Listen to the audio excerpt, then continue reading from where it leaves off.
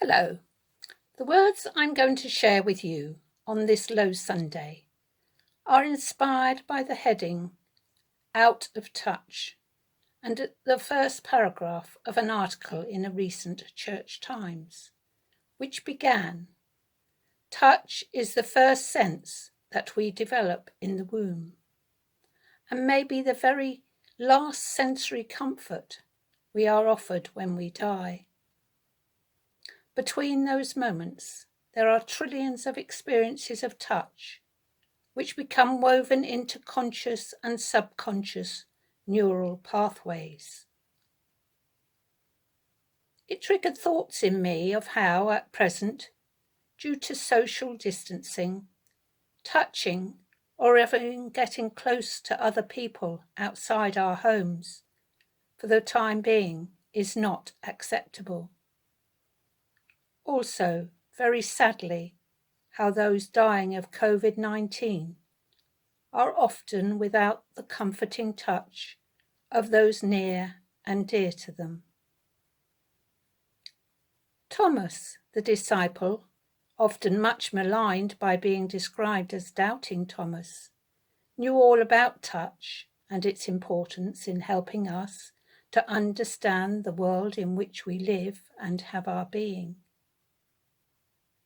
Thomas, on learning that he had missed out on his fellow disciples' first encounter with the risen Jesus, retorted that, "Unless I see the mark of the nails in his hands, and put my finger in the mark of the nails, and my hand in his side, I will not believe."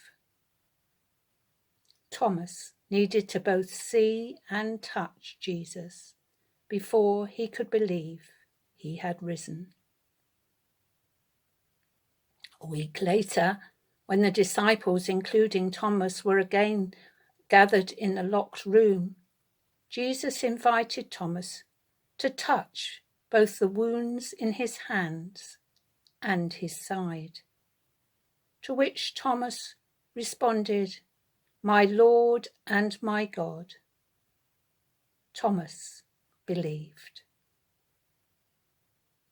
During this time when we are necessarily, for the sake of everyone's health and well-being, restricted to spending most of our time in our homes, metaphorically speaking, behind locked doors, when who, what, and how we touch other humans and inanimate objects has to be carefully thought about and protective measures taken.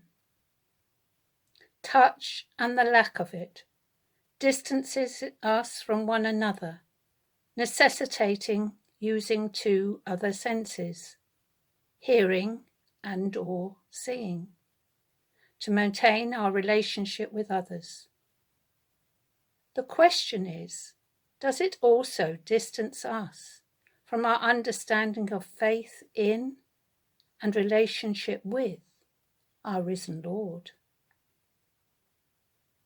Many of us, but not all, are blessed with access to an amazing variety of technology, which at a touch of a button or screen allows us to listen to and watch a huge amount of Christian input 24 hours a day.